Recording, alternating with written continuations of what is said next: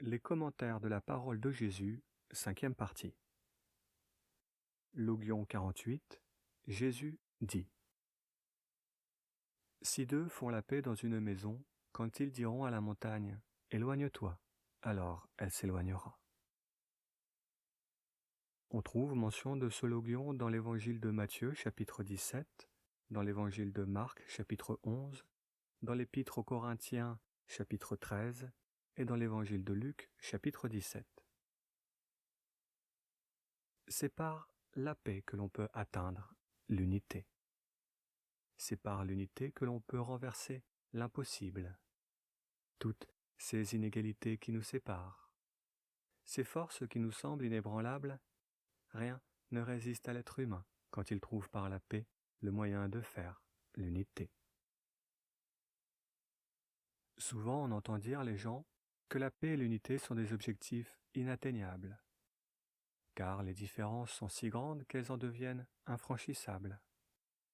Pourtant, que ce soit à l'échelle d'une vie ou que ce soit à l'échelle de l'histoire, on se rend compte que l'être humain et l'humanité tendent vers cet absolu d'unité et de paix.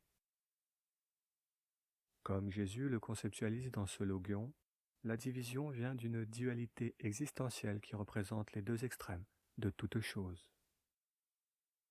Le haut et le bas, la gauche et la droite, le pile et le face, le clair et l'obscur, le féminin et le masculin, le spirituel et le bestial, le bien et le mal, le vice et la vertu, l'intérêt personnel et l'intérêt commun, la forme et le fond, etc., et l'anti, etc.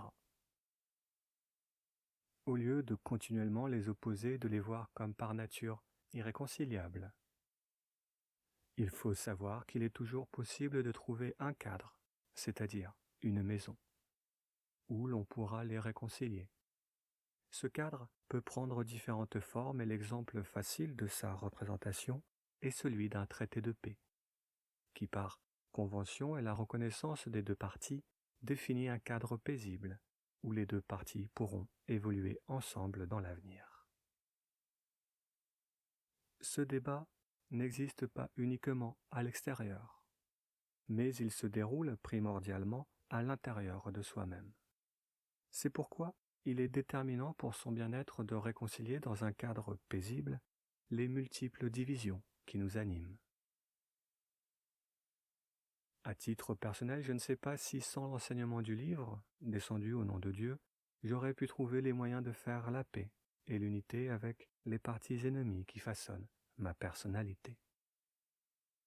Ce qui m'a aidé dans ma compréhension, c'était de comprendre que bien que ces sensibilités soient différentes, elles cherchent en réalité toutes à atteindre le même objectif, ou bien, du moins, à répondre aux mêmes besoins.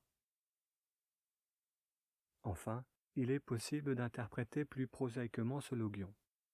Dans ce cas, les deux séparés se révèlent être le royaume au nord de Jérusalem appelé Israël et le royaume au sud de Jérusalem appelé la Judée. Si les deux font la paix dans une maison, c'est-à-dire la maison à l'Éternel, le temple de Jérusalem, alors ils diront à la montagne « Éloigne-toi » et alors elle s'éloignera. Et la montagne dans ce cas est l'Empire romain. Logion 49. Jésus dit « Bienheureux vous les unis et les élus, car vous trouverez le royaume. Vous êtes issus de lui, et vous y retournerez. »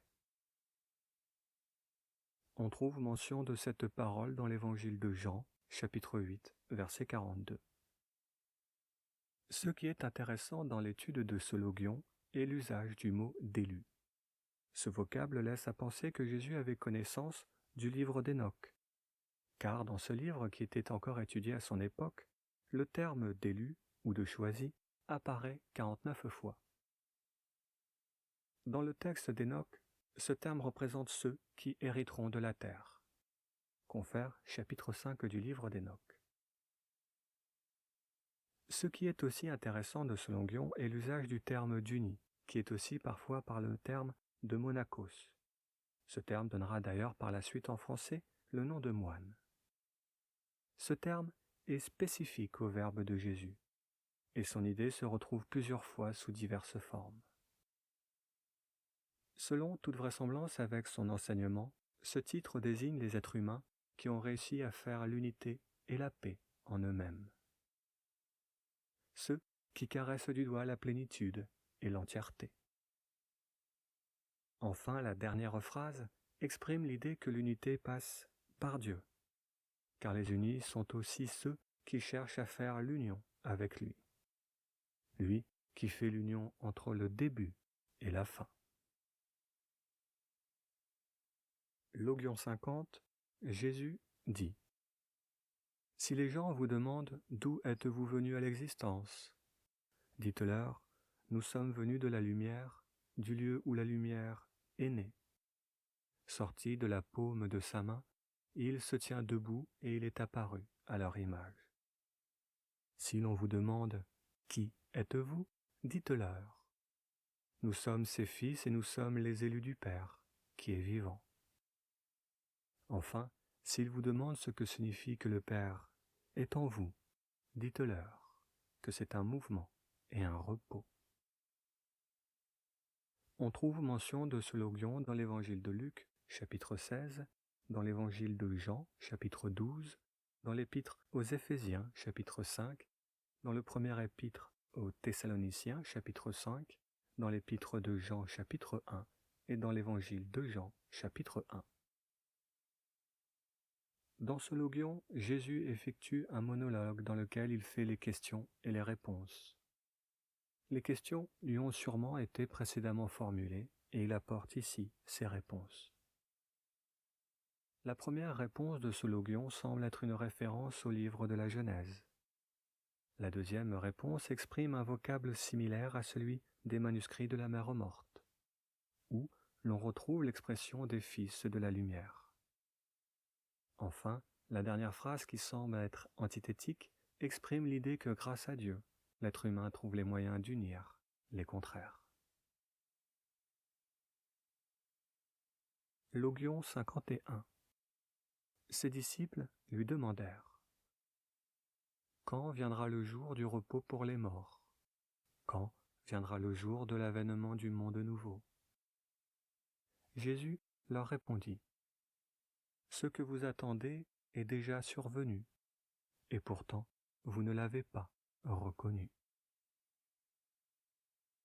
On trouve mention de ce logion dans l'évangile de Luc, chapitre 15, dans l'évangile de Jean, chapitre 5, dans l'épître aux Éphésiens, chapitre 5, dans le premier épître aux Thessaloniciens, chapitre 1, dans le premier épître de Jean, chapitre 1, et dans l'évangile de Jean, chapitre 1. Par son discours sur l'immortalité de l'âme et son discours sur l'existence après la mort d'un lieu de repos pour les plus méritants, Jésus apporte le repos pour les morts. Par ses paroles et ses actes, ainsi que par son ultime sacrifice, Jésus-Christ ouvre les portes d'un monde nouveau pour les croyants, quelle que soit leur origine. Jésus enseigne à ses disciples à apprendre à reconnaître les choses et les gens pour ce qu'ils sont vraiment, c'est-à-dire qu'il enseigne à devenir clairvoyants. Note sur le terme de lieu de repos. Bien qu'il n'y ait aucune croyance en la vie après la mort, avec récompense ou punition dans le judaïsme avant l'an 200 avant Jésus-Christ, dans le judaïsme ultérieur, on pense que le Dieu d'Israël donnera un jour la vie aux morts, aux justes pendant l'âge messianique, et ils vivront pour toujours dans le monde à venir. Les Juifs fondent cette croyance sur le livre d'Ésaïe, le livre d'Ézéchiel et le livre de Daniel. Logion 52, ses disciples lui dirent : 24 prophètes ont parlé en Israël, et tous se sont exprimés au travers de toi. Jésus objecta : Vous avez délaissé celui qui est vivant en votre présence, et vous avez parlé des morts. On trouve mention de cette parole dans l'évangile de Luc, chapitre 1, verset 70, dans le premier épître de Jean, chapitre 1, et dans l'évangile de Jean, chapitre 1er. Le premier questionnement qu'a le lecteur en lisant ces paroles est de se demander « Mais qui sont ces 24 prophètes qui ont parlé en Israël ?» Ces 24 prophètes sont habituellement comparés aux 24 vieillards que l'on retrouve dans l'Apocalypse selon Jean. Extrait. Et l'un des vieillards me dit « Ne pleure point, voici le lion de la tribu de Juda, le rejeton de David. Il a vaincu pour ouvrir le livre et ses 7 sceaux. Et je vis au milieu du trône et des 4 êtres vivants, et au milieu des vieillards, un agneau qui était là comme immolé. Il avait 7 cornes et 7 yeux qui sont les 7 esprits de Dieu envoyés par toute la terre. Il vint et il prit le livre de la main droite de celui qui était assis sur le trône. Quand il eut pris le livre, les 24 vieillards se prosternèrent devant l'agneau, tenant chacun une harpe et les coupes d'or remplies de parfums, qui sont les prières des saints. Et ils chantaient un cantique nouveau en disant « Tu es digne de prendre le livre et d'en ouvrir les sceaux, car tu as été immolé et tu as été racheté par Dieu pour ton sang des hommes. Et tu as racheté pour Dieu, par ton sang des hommes, de toute tribu, de toute langue, de tout peuple et de toute nation. » Les 4 êtres vivants sont les conducteurs du char divin dans la vision d'Ézéchiel, chapitre 1er, appelé aussi tétramorphe. Le terme de 7 cornes est une référence aux 7 cornes de bouc qui servirent de trompette aux Lévites et qui firent tomber les murs de Jéricho. Confère Antiquité judaïque, livre 5. À mon sens, la référence aux 24 prophètes est un moyen mnémotechnique et symbolique pour se souvenir de l'architecture de la Tanakh, qui représente symboliquement un cycle complet similaire aux 12 heures de la journée et aux 12 heures de la nuit. Par ce logion, Jésus se place donc à l'origine d'un nouveau cycle et il se définit aussi comme un prophète, semblable à Moïse. Pour information, la Tanakh est divisée en 3 grandes collections de livres. La première section est appelée la Torah et fut rédigée par Moïse. La seconde section se nomme Nevi'im et signifie le livre des prophètes. Enfin, la Tanakh se conclut par le Ketuvim qui signifie les autres écrits. Le Trei Assar, qui est contenu dans le Nevi'im, est couramment appelé le livre des 12 petits prophètes. Les 12 prophètes en question sont Osée, Joël, Amos, Obadiah, Jonas, Michée, Nahum, Habakkuk, Kerpania, Haggai, Zacharie et Malachi. Comme auteur de livres entiers, on retrouve Moïse, l'auteur de la Torah, Josué, Samuel, Isaïe, Jérémie, Ézéchiel, David, Salomon, Job, Ruth, Esther, Daniel, Ezra et Néhémie. Si on retire à cette liste les 2 femmes, qui sont Ruth et Esther, on retrouve le chiffre de 24 qui est composé de 12 petits prophètes qui suivirent les 12 grands prophètes, sachant que petits et grands prophètes sont entre guillemets. Logion 53. Ses disciples lui demandèrent « La circoncision est-elle utile ou non ?» Jésus leur répondit « Si la circoncision était utile, alors leur père les aurait engendrés circoncis de leur mère. Mais la véritable circoncision, celle de l'esprit, est totalement profitable. » On trouve mention de cette parole dans l'Épître aux Romains, chapitre 2, dans le premier Épître aux Corinthiens, chapitre 7, dans l'Épître aux Colossiens, chapitre 2, dans l'Épître aux Galatiens, chapitre 5, dans l'Épître aux Philippiens, chapitre 3, et dans l'Épître aux Éphésiens, chapitre 2.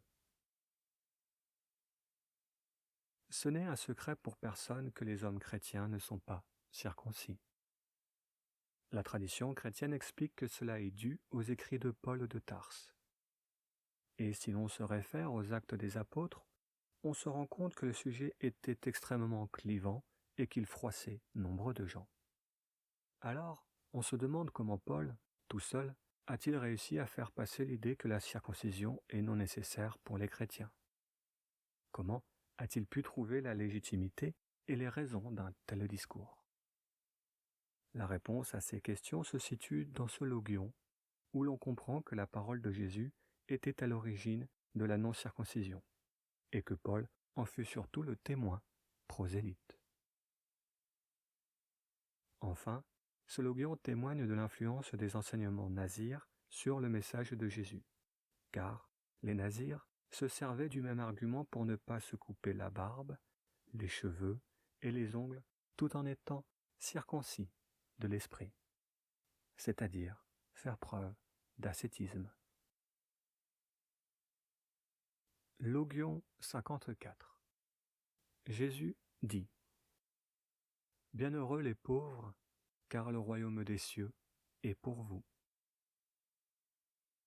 On trouve mention de cette parole dans l'évangile de Matthieu, chapitre 5, dans l'évangile de Luc, chapitre 6, dans l'épître de Jacques, chapitre 2, et dans le premier épître pour Timothée, chapitre 6.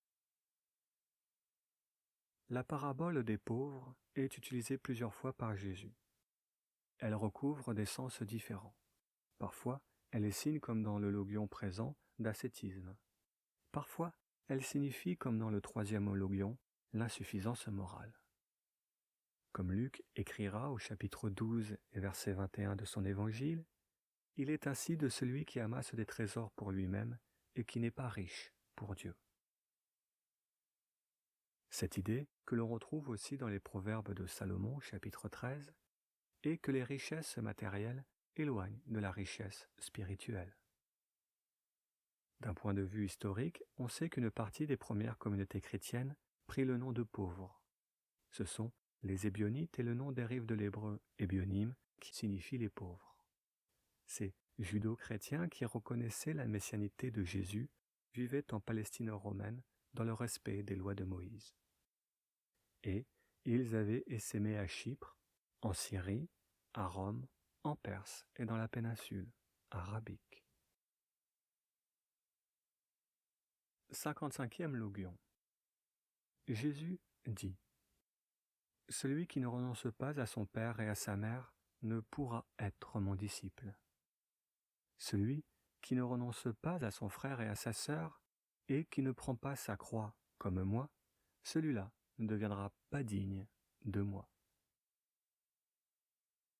On trouve mention de cette parole dans l'évangile de Matthieu, chapitre 10, dans l'évangile de Luc, chapitre 14, dans l'évangile de Marc, chapitre 8, et dans l'évangile de Matthieu, chapitre 16, verset 24. Matthieu, Marc et Luc, c'est-à-dire les auteurs des évangiles synoptiques, situent cette parole lorsque Jésus et ses disciples parcouraient les villes et les villages d'Israël. Pourtant, à mon sens narratif, je trouverais que cette parole aurait pu se placer très bien lors du martyre de Jésus à Jérusalem, quand celui-ci traînait son corps sur les pavés de pierre de la vieille ville, quand il portait sur son dos la croix sur la Via Dolorosa, quand ses proches, entrevoyant l'horreur, lui suppliaient de préserver sa vie en renonçant à sa foi. Par conséquent, il semble clair, par le témoignage des apôtres, que la symbolique de la croix fut déjà utilisée avant la crucifixion de Jésus. La symbolique de la croix renvoyant au destin des opprimés, et Jésus se plaçait du côté des opprimés. Le thème, enfin, de la dignité, c'est-à-dire de se sentir digne de subir au nom de Jésus les offenses et les outrages, est un thème que l'on retrouve beaucoup dans les écrits des auteurs du Nouveau Testament. Cela confirme une nouvelle fois que la parole de Jésus contenue dans ce livre a influencé très fortement la vision du monde des apôtres et des disciples. Logion 56. Jésus dit : Celui qui a compris le monde trouve un cadavre. celui qui a trouvé ce cadavre, le monde n'est plus digne de lui. On trouve mention de cette parole dans le premier livre des Rois, chapitre 13. L'une des puissances du Verbe de Jésus-Christ réside dans son usage d'un discours imagé. En une image, Jésus donne une explication qui a une profondeur imperceptible et un contour visible. Parfois, ces images sont esselées. Parfois, elles accompagnent son verbe jusqu'à la fin du logion. Qu'elles soient inertes ou animées, ces paraboles décorent le verbe de Jésus de couleurs et d'odeurs. Dans ce logion, on découvre l'image du cadavre qui en un seul mot véhicule plusieurs sens. Dans l'image d'un cadavre, je vois un corps gisant là, inerte, mort, sans âme. Un corps en putréfaction, puant et nauséabond. Un corps sans vie et rigide, prêt à être dévoré par les vers et les charognards. C'est l'image de la mort, et par conséquent de celui qui est vaincu par la mort. Celui qui a compris le monde découvre que ce monde est sans âme et qu'il est vaincu par la mort. Celui qui a compris que ce monde est vaincu par l'horreur, le monde n'est plus digne de lui. Logion 57. Jésus dit : Le royaume du Père est pareil à un homme qui a de bonnes graines à semer. La nuit, son ennemi vint et sema de l'ivraie parmi la bonne semence. L'homme ne permettait pas que l'on arrache l'ivraie. De peur, disait-il, qu'en ôtant l'ivraie, vous n'enleviez aussi le froment. En effet, au jour de la moisson, les ivraies apparaîtront. On les arrachera et on les brûlera. On trouve mention de cette parole dans l'évangile de Matthieu, chapitre 13, dans le livre de Joël, chapitre 3, et dans le livre de l'Apocalypse, chapitre 14. Dans l'imagerie chrétienne, l'enfer est l'endroit où les mauvaises âmes seront brûlées par le feu. Cette association au feu ne viendrait-elle pas de ce verbe ? Comme l'image de Satan aux traits mi-homme et mi-bouc ne viendrait-elle pas du culte de Pan, officier à Césarée Pagnas, aussi appelé Césarée Philippe ? Dans cet ouvrage, j'essaie de privilégier les sources chrétiennes canoniques et de ne pas les diluer avec d'autres sources du livre descendu au nom de Dieu. Le terme du jour de la moisson signifie aussi bien dans la bouche du prophète de l'islam que dans les écrits de Matthieu, le jour du jugement dernier. Cela montre l'influence des analyses prophétiques de la parole de Jésus faites par Étienne, Philippe et les autres diacres hellénistes. 58e logion. Jésus dit : Heureux l'homme qui a été éprouvé dans sa vie, car il est entré dans la vie. On retrouve mention de cette parole dans l'épître de Jacques, chapitre 1er, verset 12. Avant d'étudier les sens possibles de ce logion, on remarquera que ce logion confirme l'usage libre et indépendant des paroles de Jésus par les auteurs du Nouveau Testament. Mais pour revenir au sens de ce logion, quel doux rêve que celui d'une vie facile et sans épreuve ni difficulté. Pourtant, ceux qui vivent dans la facilité et qui réchignent à fournir des efforts rencontrent dans la vie bien des difficultés. Car celui qui n'a pas connu l'épreuve, celui qui n'arrive pas à se dépasser et à aller encore plus haut, celui-là n'a pas connu le sens de la vie. Quand j'entreprenais de suivre le chemin de vertu, j'entendais les corbeaux de malheur se moquer de moi. Arpenter ce chemin semblait un voyage solitaire et difficile, tellement à contre-courant des autres.